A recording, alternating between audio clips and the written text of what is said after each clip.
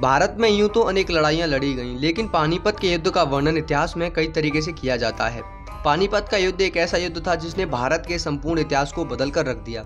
पानीपत का युद्ध दरअसल दिल्ली के तख्त के लिए हुआ था। इस युद्ध के बारे में मानना है कि यदि इस युद्ध में भारतीय राजाओं की जीत होती तो भारत में कभी भी विदेशी सत्ता स्थापित नहीं होती।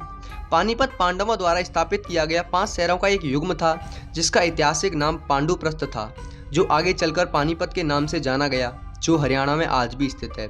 पानीपत वो स्थान है जहां 12वीं सदी के बाद से उत्तर भारत के नियंत्रण को लेकर कई लड़ाइयां लड़ी गईं। वर्तमान में हरियाणा में स्थित पानीपत दिल्ली से लगभग 90 किलोमीटर की दूरी पर स्थित है। आइए जानते हैं किसके बीच हुई थी पानीपत की तीनों लड़ाइयाँ।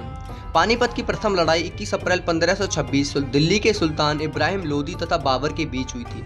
बाबर एक तुर्क था जिसने मुगल साम्राज्य की नींव रखी थी। पानीपत के इस युद्ध में इब्राहिम लोदी की हार हुई थी। इस लड़ाई में इब्राहिम लोदी समेत 15,000 सैनिक मारे गए। इस लड़ाई के पश्चात संपूर्ण भारत में से लोदी शासन का अंत हो चला था, लेकिन बाद में बाबर ने आगरा तथा दिल्ली दोनों पर कब्जा करके वह संपूर्ण भारत पर अपना राज्यकाल चला सकता था।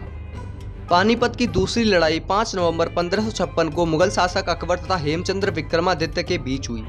इस युद्ध में हेमचंद्र विक्रमादित्य ने अपनी पूरी ताकत के साथ लड़ाई लड़ी और वह अपनी जीत की ओर बढ़ ही रहे थे, लेकिन उस युद्ध में एक ऐसा पड़ाव आता है कि उससे हेमचंद्र विक्रमादित्य की हार हो गई। दरअसल मुगल सेना ने हेमू विक्रमादित्य की आंख में तीर मार दिया और वह तीर को खाकर बेहोश हो गए। इस घटना को देखकर हेमचंद्र विक्रमादित्य की सेना में भगदड़ मच गई और वह हार गए। अकबर या बैरम खान ने हेमचंद्र विक्रमादित्य के सर को काटकर काबुल भेज दिया गया और उनके शव को आगरा के चौराहे पर लटका दिया, जिसके भय से अकबर का शासनकाल और बढ़ गया।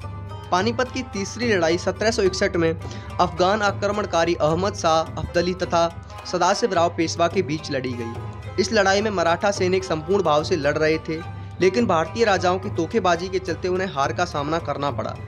पानीपत की इस तीसरी लड़ाई में मराठाओं के साथ किसी भी भारतीय राजा ने नहीं दिया था, इस कारण से उनको हार का सामना करना पड़ा।